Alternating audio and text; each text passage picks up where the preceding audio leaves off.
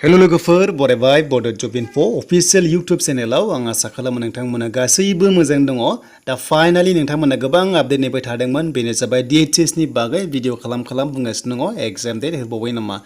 दा लोगोफोर grade 4 एग्जामा date ओंखारखाबायमोन दाखालि 19 जुनाव जानो गोनाङा पस्टपन जादोंमोन दैबाना जाबाय थानायनि थाखाय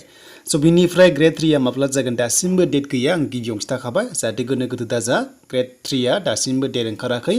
आरो बे गासैबो जुलाइयावनो जानायनि चान्सआ दङ मानोना आगस्ट जानाय लोगो लोगो जोंहा SLRC नि एग्जाम फैगासिनो दङ जेराव 26,000 ग्रेड 4 आरो ग्रेड 3 दङमोन प्लास ड्राइभार पस्टआ दासिमबो डेट ओंखाराखै बेनो जाबाय SLRC आ थ' बिनिफ्राय गोदान एडमिट कार्ड मोनगोन ना मोना बेनि सायावबो गोबां गोनो गोथो जायो दा सिगांनि 19 जुननि एडमिटआ सोलिलिया दायो गोदान फैसिगोन आरो नोंथांमोना अफिसियेल साइटनिफ्राय एडमिट डाउनलड खालामनो हागोन नाथाय एग्जाम सेन्टार गासैबो सेम थागोन नोंथांमोना चेन्ज जाया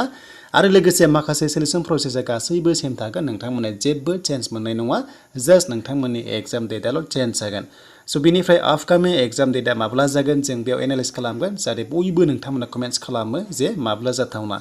दा बिदिब्ला गोबाव खालामा जों थांनिफ्राय अफिसियेल साइटआव बेनिफ्राय मा फैदों जों गासैबो डिटेल्सखौ नायगोन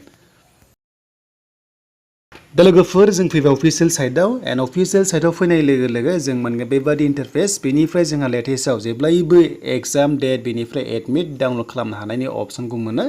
नाथाय बेयाव नोंथांमोना नुनो मोन्दों बेयाव दासिमबो पाब्लिश खालामाखै जे जोंनि आपकामिं एग्जामा जागोन होननानै दासिमबो डेट गैया नाथाय बेनिफ्राय जों मोनसेल' नटिस खालामनो हायो जुलाइनि लास्ट उइकआव जानायनि चान्सआ दङ मानोना आगस्ट जानाय लोगो लोगो SLRC नि एग्जाम जागोन नालाय बेखायनो गोबां बिजि जागोन गभर्नमेन्टआ एग्जाम कन्डाक्ट खालामनायाव जेराव बे हेल्थ डिपार्टमेन्टआ SLRC नि आन्दाराव गोग्लैखाया बेखायनो जुलाइनि लास्ट उइकआव जानायनि चान्स दङ अब्ला नोंथांमोना सानडेआव नायदो मा डेट गोलैयो हमना ला 17, 24 एबा 31 स' अब्ला 17, 24 बेनिफ्राय 31 बे डेटआव नायबानो जाबाय जेराव सानडे गोलैयो बेयावनो एग्जाम कन्डाक्ट खालामगोन बेनिफ्राय नोंथांमोना गोदान एडमिट डाउनलड खालामनो हानायनि अपसनखौ मोनगोन दा बेखौनो बुंदोंमोन जे गोबां कमेन्ट्स खालामदोंमोन ना जे DHS नि एग्जाम डेट होबाय नामा होननानै दा नोंथांमोना बुजिबाय जे होथ'वाखै आरो जेब्ला होगोन नोंथांमोना आंनि चेनेलाव मोनखागोन बड' जब इनफोआव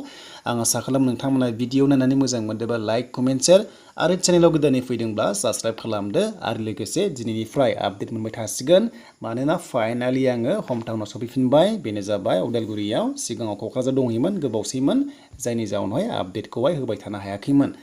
दा लोगोफोर मोजां मोनदोंबा लाइक कमेन्ट शेयार एन्ड चेनेलाव गोदानै फैदोंब्ला साबस्क्राइब खालामना लानो हागोन बड' जब इनफो अफिसियेल इउटुब चेनेलाव